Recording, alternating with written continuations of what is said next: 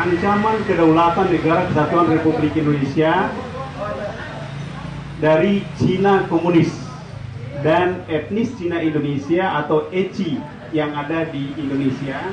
Ia mengatakan dirinya bahwa dia adalah warga negara Indonesia yang baik, dia juga Pancasilais, ya, dia juga bilang dia juga mengaku pribumi karena dia lahir di sini, hidup di sini, berusaha di sini dan juga mati di sini. Begitu alasan mereka. Tapi sesungguhnya tidak, mereka itu pengkhianat semuanya.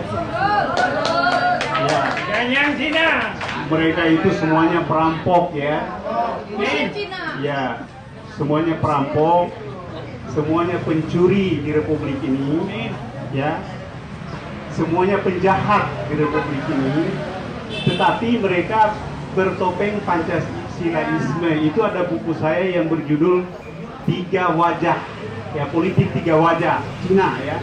Wajah pertama adalah Pancasilaisme. Jadi ketika dia bertemu bapak dan ibu dia berwajah Pancasila. Tapi ketika dia sudah dapat hasil dari pertemuannya dengan bapak dan ibu, dia kembali komunisme. Lalu hasil dari usaha komunismenya itu dia menghidupkan tradisionalisme Cinanya seperti yang Bapak lihat sekarang ini, ya. Bangunan-bangunan menjulang tinggi, Presiden University itu hasil dari rampokan mereka terhadap sumber daya nasional kita dan sumber daya alam kita. Cina. Kemudian yang kedua, ini data yang tidak bisa disangkal. Satu, Liu Yangdong datang pada tanggal 25 September kalau tidak salah, ya. Silahkan lihat di data yang ada, yang jelas tanggalnya ada dan dia pernah datang di Universitas Indonesia di WISIP.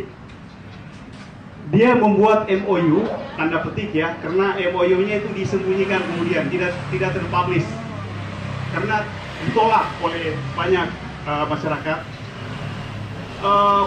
Waktu itu MOU-nya itu bersama Jokowi, ya, Presiden Republik Indonesia, Joko Widodo atau Jokowi itu dia akan mendatangkan 10 juta seperti pengantar tadi, 10 juta orang, tapi dengan istilah pertukaran orang. Jadi orang Indonesia 10 juta pergi ke sana, orang Cina 10 juta datang ke sini. Ya. Katanya begitu, katanya. Jarene ngono. Tapi orang ngono. Begitu. Nah, jarene ngono, tapi orang ngono. Lah piye ini orang ngono? Lah ngono piye gitu. Nah, setelah ditolak perjanjian MOU 10 juta penduduk Cina yang ke Indonesia itu tidak datang secara resmi, tapi dia datang secara clandestin, tersembunyi. Itu bisa dibaca melalui penurunan penumpang melalui Lion Air dan sebagainya, itu kemudian langsung menuju ke sasaran dan sangat mudah sekali. Mereka menggunakan paspor visa turis, kadang-kadang begitu, tapi kadang-kadang juga yang lain saya tidak tahu. Yang jelas ya cara-cara bandit lah ya. Kemudian yang kedua yang juga tidak bisa dibantah,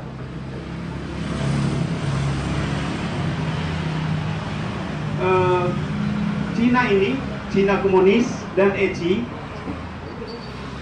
ingin menganeksasi atau berniat menganeksasi negara kesatuan Republik Indonesia dari kuasa pribumi dalam tempo 2 kali 5 tahun. Terhitung 2019 sampai 2029. Singkat sekali.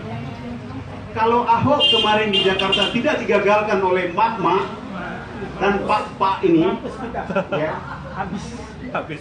Oh, lebih cepat lagi.